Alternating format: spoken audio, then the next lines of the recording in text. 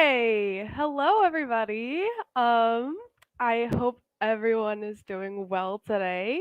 My name is Sophie and I'm going to be talking about some American English slang today. Um these are some things that you maybe won't learn in a classroom setting because slang can be a little bit challenging to pick up unless you maybe live in an English speaking country. So that's what I'm going to be talking about today. So before I get into it, I just want to talk a little bit. I'm going to talk a little bit about what slang means and where it comes from. And so there's going to be maybe some concepts you might not be familiar with. I'm just going to be touching very lightly on some of those things, but just some really cool things about language that happen when we look at things like slang. So let's go ahead and get right into it. So, what is slang? So, slang, in a very, very simple sense, is just casual and informal speech. So, when we talk about casual speech, these are things that are usually said by maybe like younger people. Um, so, you might not hear slang coming from like uh if you're in a business setting, for example. Slang is something that you would definitely more so hear in very casual environments. So maybe at school or maybe just out in public going to the store or something. So that's kind of where you see a lot of slang happening. Um, and there is an association with slang coming from primarily younger people, but it's important to know that anybody can use slang, and there's a lot of slang that happens in everyday speech. And then also, some slang has become so normal in English, I guess you could say, that you might even hear older people or like business people using certain slang just because it's very common. Some slang terms are just so common that it's not even informal anymore. It's just a part of the language. So some very common slang terms that some of you might have heard before include y'all, which is quite simply just the words you and all put together. And this one actually comes from where I'm from. I live in the American South. So that is an example of Southern American English slang. And that's another important thing to touch on here, which I'll get to in just a minute. Um, and then we also have things like sup, which is actually a shortened form of another slang word. If you say what's up, so as you can see, slang can come from a few different places. It can be something getting shortened, or it can be two words getting just put together. It's really cool, and it's very interesting to learn about, even as a native speaker of English. I think it's fascinating. Um, so going back to what I said about y'all, so different dialects of any language often have their own unique slang. So when we talk about dialects, these are just different ways of speaking a language. Every language has dialects. So, for example, when I was talking about y'all, that is a very common Southern American English slang term, meaning that in the United States, in the southern area, that's a very common word. And that kind of comes out of that area of the country. And so you'll more commonly hear it in the region I'm from. You might hear it in other regions of the United States as well, but it's not as common because people don't really share that dialect. Like if you go up north or if you go out west, you might not hear people saying y'all because this is a Southern American English term. But everyone understands what it means because it's a slang term that most people here are really familiar with.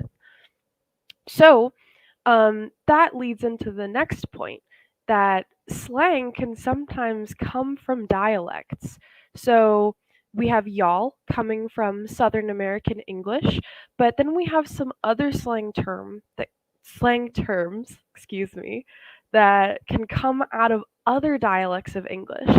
And keep in mind, these are not all in the United States. There's a lot of different varieties of English all over the world. You have American Englishes, you have British Englishes, you have South African English, you have Australian English. And so we have all of these different dialects of English, and they all have their own slang and their own words that might take on slightly different meanings. So as an American English speaker, I can only really explain American English slang because other dialects of English have slang that I might have never heard before. And it might be slang that if I tried to use might not work because people here aren't familiar with it either. So that's kind of a very broad overview of how slang can come about. And I'm going to get a little bit more into that with some of the individual slang terms I'm covering because some slang has really cool backstory to it. Like it doesn't just pop up out of nowhere. There's some very interesting historical background to certain terms that where I'm from, we use pretty much daily, but there's, very interesting backstories to it as well. So that's kind of an overview of what slang is. So I already talked about this a little bit, but how slang develops. So it's very important to keep in mind that language change is completely natural. This is something that happens in every language all over the world, not just English. In any language that anybody speaks, language is always changing. And that's in part because of the people who speak it. And so when we develop new slang, when we start using words in new ways, we are contributing to language change. So, that's another way that slang can actually develop. So, kind of continuing on the trend of talking about slang development, people can just start using a word that already exists in a different way for some reason. And that reason can vary greatly between different situations. So I have some examples of that later on too. Um, but yeah, that's another way that language can change. And that can specifically happen within one dialect. And then sometimes over long periods of time, or nowadays, it doesn't have to be that long at all because of things like the internet. Um, it takes some time, but it can become what we would say is mainstream, meaning that most people who speak English would be aware of this slang and might use it themselves. Even if they don't use it, they might know what it means and can interpret it in conversation without any problem, really. So that's kind of the very not super detailed introduction to what slang is and where it comes from. Of course, you can do all kinds of research about these topics and find a lot of really great information. And there's so many scholars who research and write about just slang and where it comes from, and it's a really cool topic. And I had a great time getting this information for this webinar because it's just a fun topic to talk about. So let's move on and we're gonna just get into some slang here. So this is gonna be most of this presentation. I'm just gonna be talking about some slang. So one thing I do want to mention is that this list is very, very, very small in comparison to what slang actually exists in English. So I tried to stick to slang that I use a lot, that a lot of English speakers of many different varieties of English use a lot, and slang that is current. So, slang that is used a lot nowadays. Maybe it came about a long time ago, but it's still in wide use today. So, these are all very relevant, very hip slang terms that get a lot of use nowadays. So let's get right into it. So, the first category of slang that I want to touch on is some greetings that you can use and some sort of social slang. So, stuff you can use in conversation, stuff you can use when you meet somebody, just talking to people basically. So, what's up or sup for short? So, this is a really, really common phrase that you will hear all the time in any English speaking country. So, this phrase actually goes all the way back to the 19th century. This is when this was first documented in writing. So, this is just a very casual greeting. So, if someone says, "What's up?" this is just sort of a way of asking, like, what's going on in your life? Like, what have you been up to recently? What have you been doing recently? So maybe your friend says, "Oh, what's up?" You might say, "Oh, nothing much. What about you?" Um, and it's very important to keep in mind that this is a very casual greeting. So if someone says, "What's up?"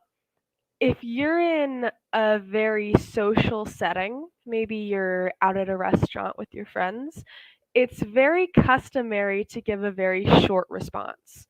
But if you're in a more private setting, maybe it's a close friend or a family member asking you what's up, then you might, if you're going through something, if you're sad, then it's more acceptable to give a maybe a bit more detail, maybe actually talk about your feelings. So, a very simple greeting, very effective, is just what's up or sup. So, I already mentioned this earlier, but sup is actually a shortened form of what's up. So, it means the same thing. It's a little bit faster. So, instead of saying what's up, you could be, oh, sup. So, that's a really good greeting to know. So, let's get right on to the next one. So, long time no see. This is a very specific phrase. So, if you maybe see somebody that you have not seen in a long time, maybe an old friend, maybe a family member, or maybe a coworker or someone who works in a different branch at the same company that you only get to talk to occasionally, you could say, "Oh, long time no see." So, this is kind of like a way to catch up with someone that you haven't seen in a while. So this one actually comes from Chinese English pidgin, which means basically at some point in history, Chinese and English speakers mixed languages a little bit. So the phrase long time no see actually has a direct translation in, I believe it's Cantonese. And so this actually came out of that pidgin language. So this is how we came up with this phrase, long time no see. It's very short, very effective. Haven't seen you in a while. What's been going on? Sort of greeting, I guess. So let's go to the next one. So, how's it going? This is very similar to what's up. And this is also a very short, casual greeting, just to ask someone how things are in their life. So, how's it going is normally super casual. So, In everyday social interactions, maybe when you're out in public or at work or talking to a friend, someone says, "How's it going?"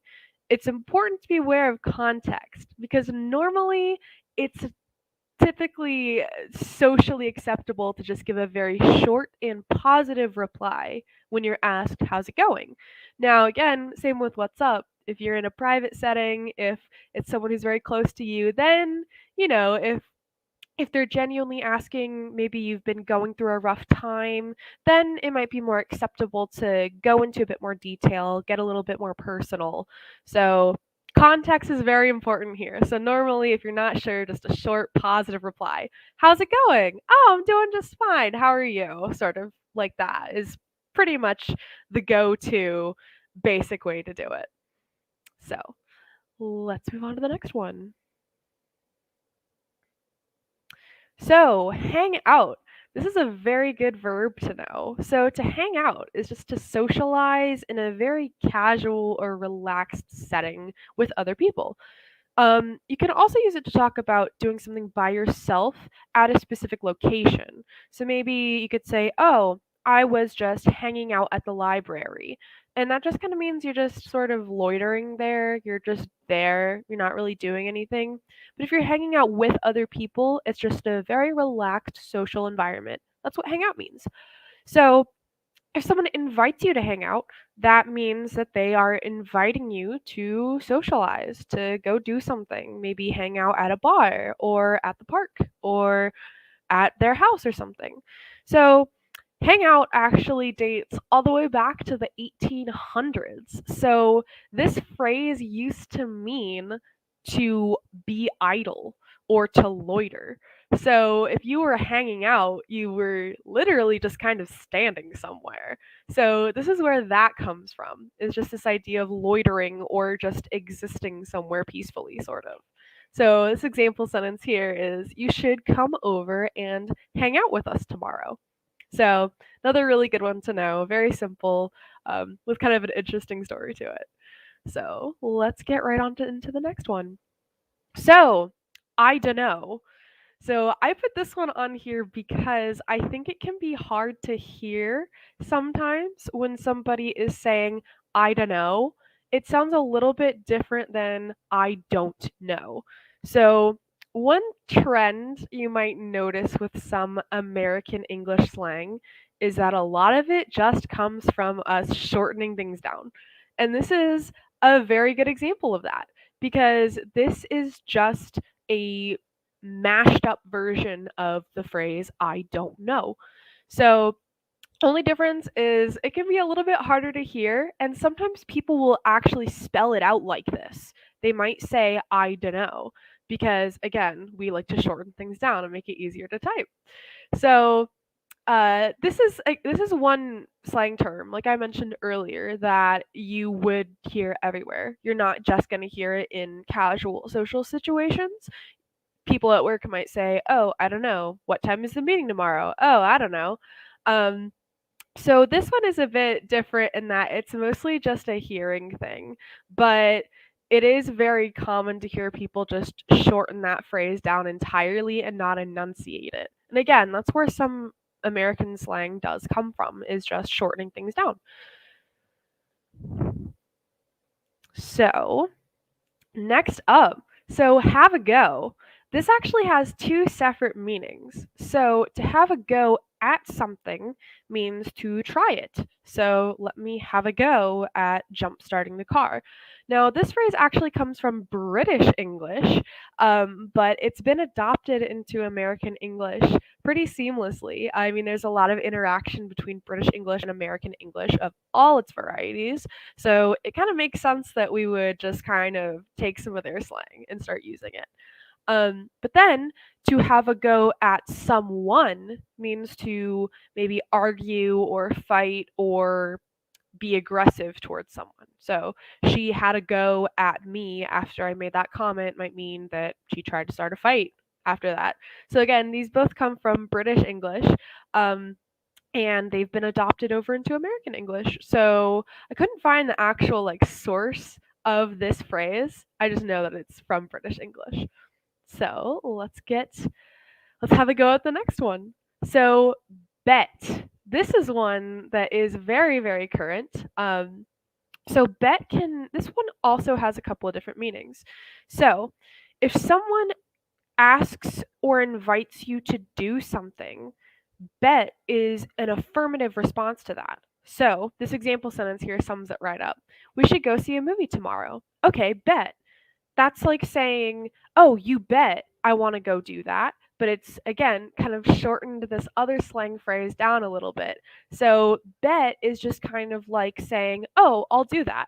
Someone is like, "Oh, you want to go run up the street as fast as you can." You might say, "Okay, bet. Like I'm going to go do that thing you just said." It can kind of be seen as like accepting a dare as well. So that's something you can keep in mind. So a bet is also a wager of some sort. So I made a bet on that team winning the game. And this is kind of where the first meaning comes from, is that like you're wagering on something happening. So that's where we get the phrase, okay, bet is it's kind of like, oh, you wager I'll do something sort of. So that's where that one comes from. I feel you or I feel that. So, this is a phrase that you can use to establish common or mutual feelings with somebody else. So, if someone says, I'm tired, you could say, I feel that or I feel you to express that you're also tired. So, this is kind of like a saying like same or same here, like me too, sort of. But like you're saying that you are feeling the same feeling as somebody else. And this is a very recent slang term, I think. I couldn't find much historically about it, but in my experience, this is a very common phrase. I hear people say this all the time. So, in this example here, this month has been really hard with work. I feel like I haven't had a single break. I feel you. I have been working nonstop as well. So, saying I feel you or I feel that is establishing these mutual feelings. So, if you say I feel that, you're referring to like one specific thing that someone might have just said. If you say I feel you, you're just kind of like agreeing with the general sentiment that is being expressed. Shut up. So, this is one that has two different meanings as well, and some of you might be familiar with this. So, you can use this to tell someone to stop talking or be quiet, or just talking about the act of being quiet. So, in this example here, my neighbors are so loud and they never shut up, meaning that they don't stop making noise, basically. So, it can also be like a command, like, oh, shut up, like, stop talking. But a bit more of a slang usage of this is it can be used as a response if someone says something outrageous, whether that is positive or negative. So, for an example, right here, he proposed at dinner last night. Shut up. It's kind of like saying, oh, no way, that's so great. Or maybe if you're like, oh, I got in a car accident and I lost my job yesterday. Someone might be like, oh, shut up, that's awful. It's just kind of like expressing, like, oh, that's crazy, whether it's a positive thing or a negative thing. And so the second meaning kind of comes from the first meaning, where you're like, oh, stop talking, whether it's like, oh, that's awesome, like say no more, or oh, that's awful, I can't even believe that, like stop talking. So that's shut up in English. It can be very rude if you tell someone to shut up. So be careful about using this one, definitely, but it's all about the tone that you use it in. So, for example, the he proposed at dinner last night. If someone is like, "Oh, shut up," like that's a very positive tone. Whereas if you're like, "Oh, shut up," that's like a very negative tone, and that might be seen as very rude. So that's shut up. So descriptor slang. We're going to be talking about some ways you can describe things. So the first group is mostly like social and like conversational slang, and these are going to be some like adjective words, things that you can use to describe certain things.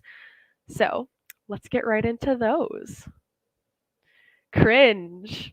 So this is a very, very recent term, and I'm kind of excited to talk about this one in particular. So something is cringe if it is bad, socially unacceptable, unnerving, or unpleasant. So Cringe actually is a very interesting slang term because we've seen a lot of the sort of spread of like usage of this term through the internet. This isn't something that really came through like cultural interaction. It's from YouTube. You can pretty much trace the origin of using this word as a descriptor to like YouTube. And I was doing a lot of research on this, and this comes from people making like cringe compilations. So, making videos of a lot of things that are bad or socially unacceptable for people to watch. And so, people started taking cringe as an adjective, because normally cringe means to kind of like have a physical reaction to something that's bad, but now it's like an adjective where you can talk about something that's bad. So people started taking that adjective and just using it all over the place. And it's something that I think has disseminated into like British English and Australian English and American English all at the same time because of the internet, because we don't have to, actually make language contact or dialect contact for this to get spread around. So this has become very popular due to the internet and due to the trend of people making cringe compilations. So it's very interesting. So using this in conversation can be a little bit challenging. I try to come up with an example. My grandmother gave me a really cringe sweater for Christmas. I can never wear it anywhere. But you can also use this a lot to talk about someone's behavior. So you could say, oh, he was acting really cringe or really cringy last night. I'm not sure what that was about. And that just might mean they were acting in a way that was maybe socially unpleasant or unacceptable. Maybe they were saying or doing something that people were looking at them funny or something like that. So that's cringe. And it is interesting because it came from like the internet basically. Okay. Dope. So, dope is an adjective to mean something that is cool, good, exciting, or just generally positive. So, this one is actually also fairly recent. It's been traced. The first time where dope was used as an adjective was in an 80s rap song. I forget the name of the artist, but it was an 80s rap song. So this is one that is also fairly recent, and we can kind of see how media has played a role in spreading certain slang terms. Because before this rap track, no one really used dope as an adjective. It actually used to refer to drugs in a lot of ways. But now it's more common to hear it like, oh, like those shoes are dope, or like the example here, I wish I'd been at the concert last night. Everyone said it was so dope, like saying something was really cool. So yeah, that's dope. This one is pretty easy to use, I think. Just saying if something is cool, it's dope. Killer. So, if something is killer, it is very intense or overwhelming. This can be both positive and negative. So, like the example here, you could say, sorry for being late. I had a killer headache this morning. But you could also say, I hiked all the way up the mountain to get that killer view. So it just means something is very extremely positive or negative. And this is where context is really important. Because, of course, if someone says, I had a killer headache, you're not going to think that they meant they had a really good headache. But if someone is talking about a view or an experience, then they're probably talking about killer in the positive way. So this is one, because it can go both ways, it's very important to be aware of the context that it's being used in. So that's killer. And next up is dicey. So something is dicey, it's unsure, dangerous, or risky. So most commonly, I think dangerous is like the best synonym for dicey. So dicey actually comes from pretty much the word dice. You roll dice, and dice are usually used in gambling. So if something is dicey, you might be taking a gamble by doing it because it's dangerous. So it's kind of like this idea of like you're rolling the dice on whether something is safe or not. You don't know for sure if it's a safe situation or if, things are going to work out for you. It doesn't always have to be dangerous. It could be like maybe making an investment in a certain business is dicey because you don't know if you're going to lose money or make money. Just like be careful walking alone at night. Things can get dicey after dark. It might be dangerous after dark. So it's just this idea of like something could have a very negative outcome and you're taking a gamble by doing it. So that's dicey. Next up is Freebie. So this one I feel like a lot of people know, but it kind of has this double meaning that I think is important to address. And I know I've said this in some of my English classes before, but I'll get to that in just a second. So a freebie is usually a free item or product, like in the example here. How much for the sample? Nothing. It's a freebie. Anything that you get for free. Maybe you're on a college campus and someone is handing out something, they're handing out freebies. But then also, it has this meaning of an easy to answer question on a test, quiz, or exam. And I say I've used this in English classes before because if a question is really easy to answer, I might say, oh, this one's a freebie. So I thought this one might be fun to include because I use it all the time. And this one actually the origin of this one is pretty simple because the root word is quite literally just free. And the sound B is like sort of repeating a similar sounding syllable. And this is something that sometimes happens in English, like if we're just sort of joking around or like making a mockery of language or something, we might just like double the syllable with a similar sounding one. So that's kind of where freebie comes from. Like it's just a word that somebody made up at some point because it sounded funny and it stuck. So, yeah, it has this double meaning of something you get for free or a test or a quiz answer that is basically free because it's easy. So, that's freebie. Next up, ASAP.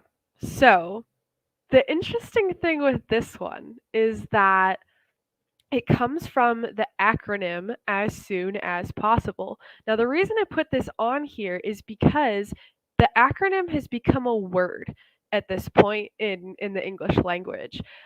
You'll hear people say ASAP sometimes, but we kind of just say ASAP a lot of the time if we're talking about getting something done as soon as possible. Um, like in a business setting, your boss might just say, "Oh, I need that report done ASAP." They wouldn't say ASAP. They might say ASAP, but most people will just say ASAP now because we've sort of just taken that acronym and pronounced it as a word, and it's become a word in its own right at this point. So if you see this in a letter or something, then it still kind of has the meaning of like it's an acronym. It stands for as soon as possible. In conversation, it carries that same meaning, but we pronounce the whole thing as one word, ASAP. So that one is really interesting because it just comes from an acronym and we kind of just started saying it at some point. Somebody just started saying ASAP instead of actually saying every word in the acronym.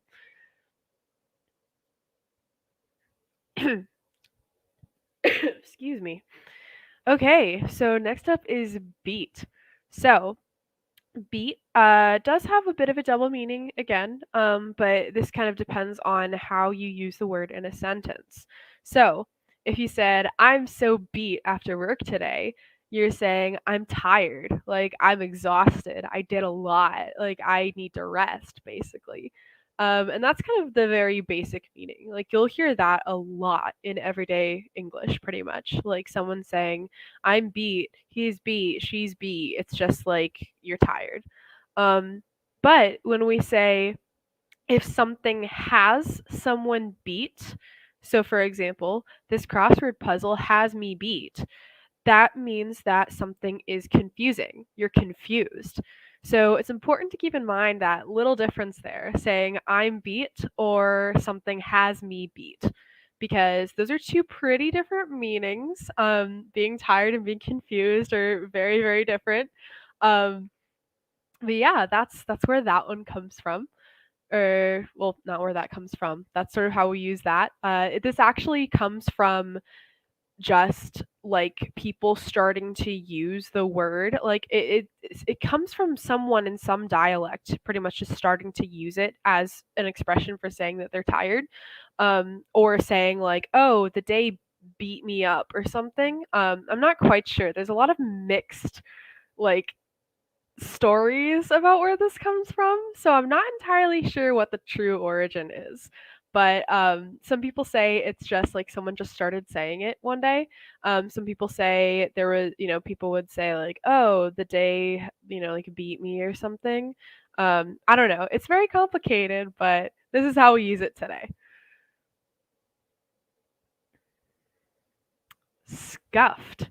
So this is another one that's actually fairly recent, and I think this one is probably pretty unique to like my age group because I haven't really heard this very much outside of like Gen Z speak.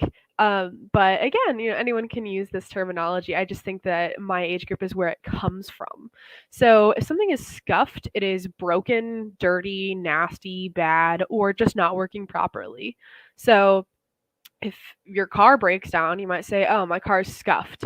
If something is bad, maybe your house, you're like, "Oh, my house is scuffed," or "My school is scuffed." It's like saying, "Oh, it sucks. Like it's not good. It's bad. It's broken," or something. So that's what scuffed means. So, some money slang. We're gonna get into some couple slang terms to talk about money stuff. And I thought this might be an interesting category just because uh, there's a few varieties where there's like more money slang and less money slang, but it's also just a very universal thing I think everyone could use in daily life. So a grand.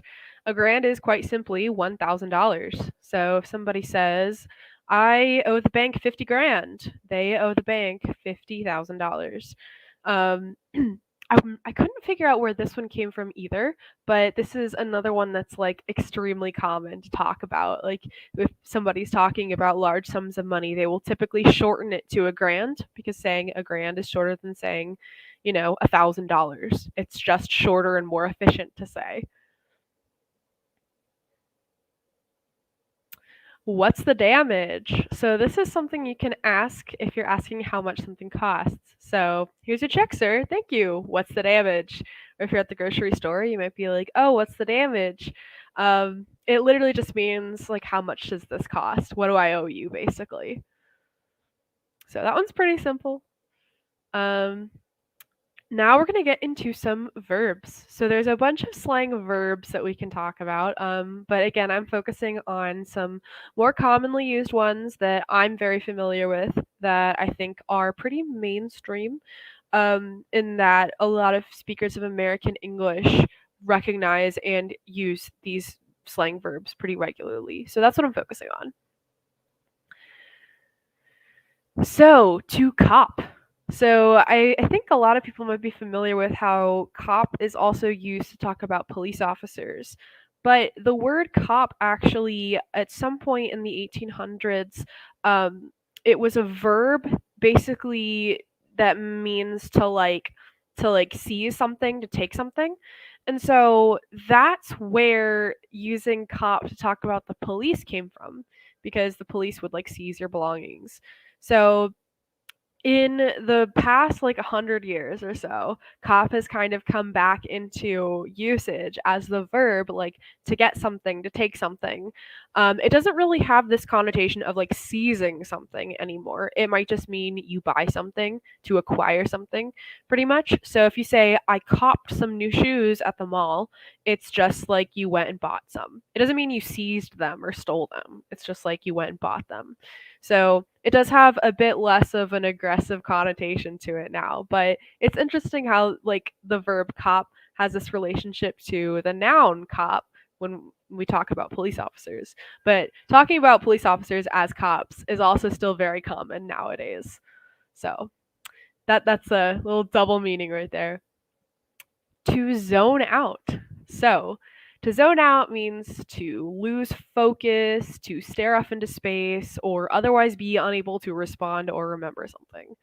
So I kept zoning out in class because I was so bored. If you're just like not paying attention, if you're just staring off into space, basically, you're zoned out. It can also, some people do use this to talk about falling asleep. That is less common though, and I think it's only present in like some dialects, I think. But overall, it just means to just have a blank stare, to not be paying attention to something, basically. To pull an all-nighter. So this one is pretty simple in its origin. Basically all night, meaning like doing something all night, like doing something for the duration of the night, and then sort of adding on like pull an all-nighter, like turning it into a noun, and then adding the verb pull is kind of where this comes from. So this means to just stay up all night, usually doing homework, work, or a task that was left until the last minute. So if you're in college and you left a big paper until the day before it was due, you might have to pull an all-nighter to get it done. Um, so this is just to stay up all night doing something. It's definitely more relevant for younger generations because typically adults don't do this. But it is good to know, just because it's a phrase that, people might be talking about pulling all-nighters back when they were in college, or maybe somebody's in college right now and they're talking about that. So it just means to stay up all night, usually doing something that you should have done sooner. So it's important to manage your time wisely while you're in school because pulling too many all-nighters can be bad for your brain. It's actually true. To chill or chill out. So this just means to, it has like three different meanings here. So it can mean to relax, to have a relaxed social event with someone, or it can also be a command to tell someone to calm down. So like if you're yelling and someone is like, "Oh, chill out," they're telling you to calm down.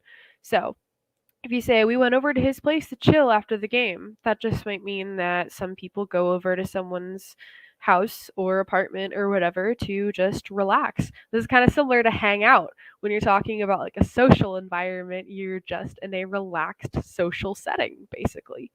And again, it can also be used as a command, but it can also be an adjective. So this is important to keep in mind. You can say that maybe someone is a very chill person, meaning that they are very relaxed, very calm, very easy to talk to.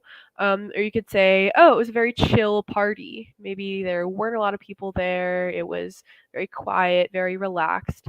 But yeah, so that's chill and chill out. And this is one that has been, it's fairly like recent in its usage, I think. I'm pretty sure that it's only been around for the past like couple hundred years from what I know. Um, but it's kind of like the opposite of like if someone is like getting heated and then like chilling out. It's interesting how there's like this like dichotomy between the two, but that's a whole other thing. So let's go on to the next one. So to ride shotgun. So this can also be shortened down if someone is like, "Oh, I call shotgun," um, but that means that they are requesting to ride shotgun. So if you're riding shotgun, this means that you are in the passenger seat of the car while somebody else is driving. So you could say, "I'll ride shotgun and navigate for you." So this one has a very interesting backstory. I was really excited to talk about this one actually. So to ride shotgun comes from American English, basically back in the days when, like before we had cars, when stagecoach travel was very popular, and when out west was still like being settled. Um, People would ride shotgun next to whoever was driving the carriage, driving the stagecoach, and they would literally have a shotgun to defend the driver and any passengers that they had.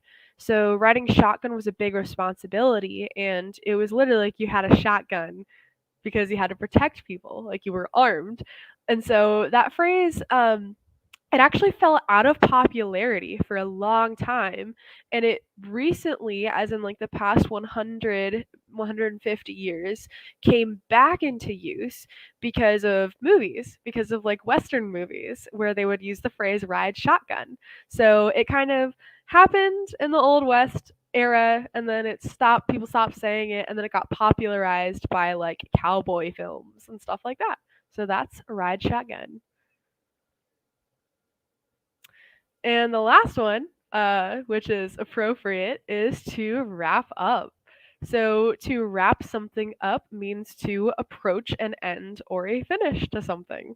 So if you're giving a presentation, if you're maybe, I just dropped something, or maybe you're like finishing a project or something, you could say, I'm wrapping it up. And if you're doing a presentation, you can wrap up by answering some questions for your audience. So, with the example here, that just about wraps things up. Any questions? So, if anyone is watching and has any questions or anything, feel free to drop them in the chat. Yeah. That was a bunch of American slang. Again, it is important to keep in mind that slang is very, very different in terms of dialects.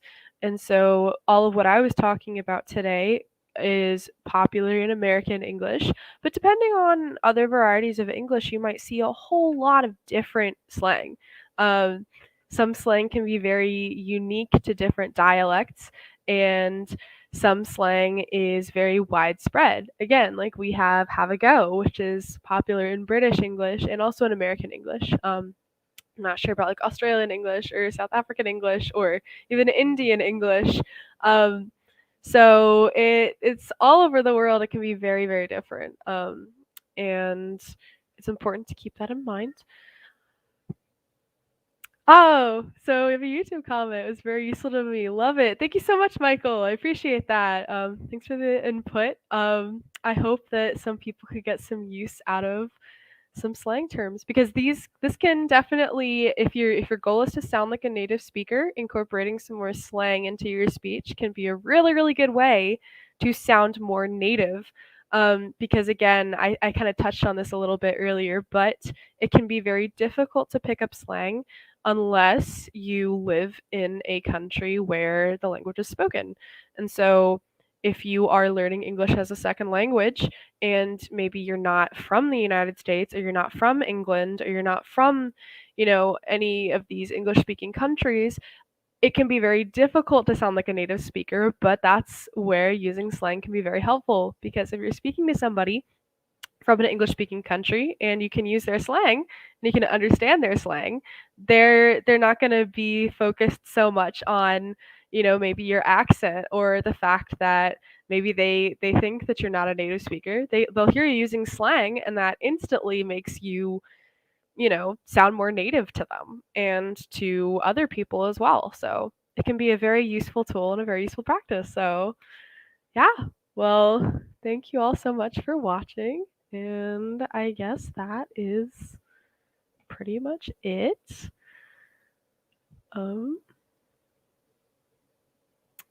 Yeah.